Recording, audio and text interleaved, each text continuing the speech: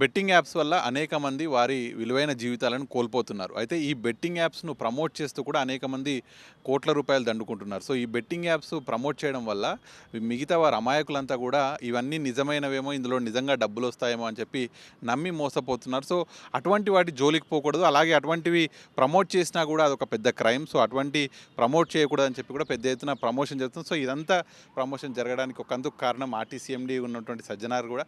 ఆయన మనతో పాటు ఉన్నారు. సార్ మీరు చూస్తుంటే ఈ బెట్టింగ్ యాప్స్‌ని ఎక్కువ మంది ప్రమోట్ చేస్తున్నారు. సోషల్ మీడియా ఇన్‌ఫ్లుయెన్సర్స్ అని చెప్పి వాళ్ళకు లక్షల మంది ఫాలోవర్స్ ఉంటారు. సో, ఆ ఫాలోవర్స్ వాళ్ళందరినీ నమ్మి లక్షల రూపాయలు ఈ బెట్టింగ్‌లో పెట్టి రాబట్టుకోవచ్చు అనుకుంటున్నారు. కానీ వారి ప్రాణాలు పోగొట్టుకుంటున్నారు. సో, మీరు ఏం చెప్తారు ఈ బెట్టింగ్ యాప్స్ వాటి ప్రమోషన్ మీద?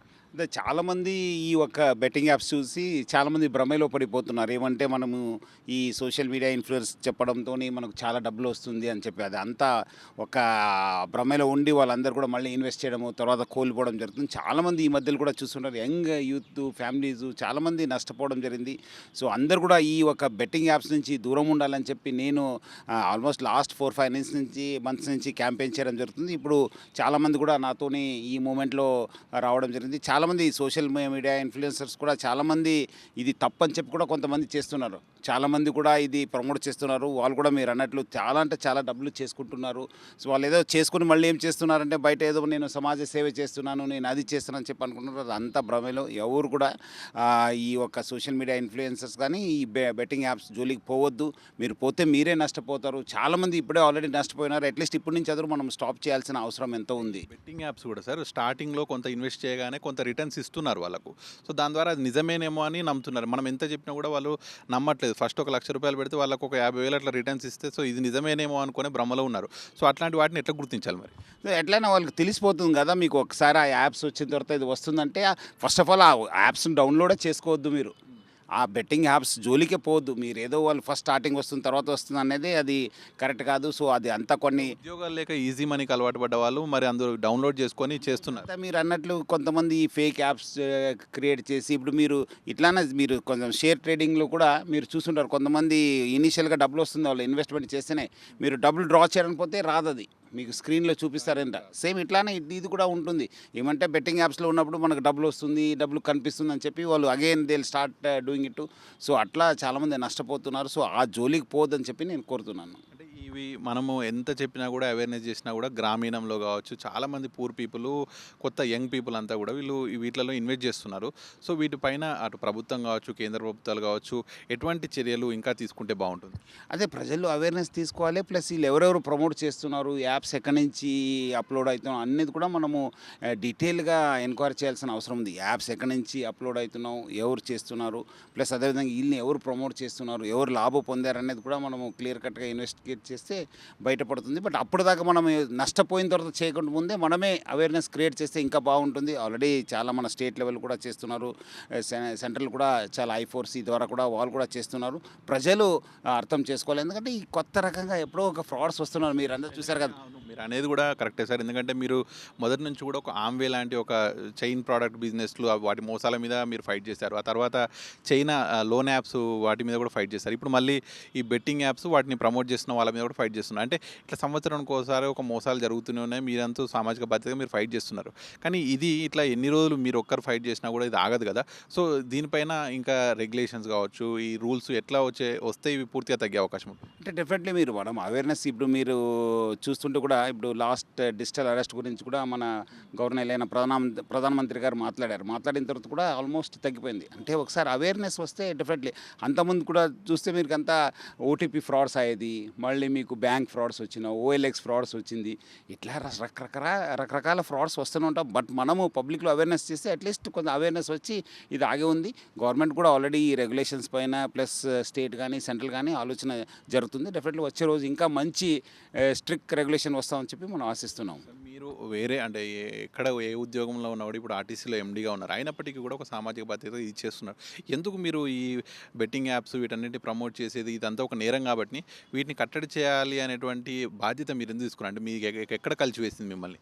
అంటే అంటే coming from a middle class families చాలామంది కూడా నాకు కూడా నా ట్విట్టర్ అకౌంట్లు కూడా చెప్పడం జరుగుతుంది. కొంతమంది సోషల్ మీడియా ఇన్‌ఫ్లుయెన్సర్స్ కూడా నాకు కాంటాక్ట్ చేయడం జరిగింది. ఇట్లా బయట బాగా జరుగుతుందని చెప్పి మీరు లాస్ట్ ఒక 3 ఇయర్స్ నుంచి చూస్తే మనం రకరకాల ఫ్రాడ్స్ గురించి నేను పబ్లిక్లో అవేర్నెస్ తీసుకురావడం జరుగుతుంది. ముఖ్యంగా ఒక సామాజిక బాధ్యతగా, ఎందుకంటే almost 25 years police life experience ఉండడంతో ఏం చేస్తే బాగుంటుందని చెప్పి ప్రజలకు తెలుసు. ప్రజలు కూడా ఇప్పుడు బికాజ్ వాళ్ళు కూడా ఆశిస్తున్నారు, మనం చెప్తే కొంచెము వాళ్ళు కూడా చూస్తుంటారు. వాళ్ళు కూడా చాలామంది మనము బెట్టింగ్ యాప్స్ ద్వారా మనకు బాగా నష్టం పోయిందని కూడా వాళ్ళు చెప్పడంతో ఒక సోషల్ రెస్పాన్సిబుల్గా మనము ఈ ఒక యాక్టివిటీ తీసుకోవడం జరిగింది. నాకు కూడా చాలామంది దే సపోర్టెడ్ అస్. ఇంకా వచ్చే రోజు కూడా వాళ్ళందరూ కూడా సపోర్ట్ చేయాలని చెప్పి నేను కోరుతున్నాను. అందరూ కూడా ఇప్పుడు చాలామంది ఎవరెవరు సోషల్ మీడియాని ఫాలో చేస్తూ ఇన్ఫ్లుయెన్సర్స్ని ఫాలో చేస్తున్నారు, వాళ్ళందరూ కూడా మీరు వాళ్ళు బెట్టింగ్ యాప్స్ కానీ ఎనీ అన్ఎథికల్ బిజినెస్ కానీ ఇల్లీగల్ బిజినెస్ ప్రమోట్ చేస్తారంటే వాళ్ళ అన్నీ కూడా మీరు అన్ఫాలో కావాలని చెప్పి నేను అందరికీ కోరడం జరుగుతుంది. ఈ బెట్టింగ్ యాప్స్కి సంబంధించి కూడా మీరు చాలా వరకు అవేర్నెస్ తీసుకొస్తున్నారు. మీరు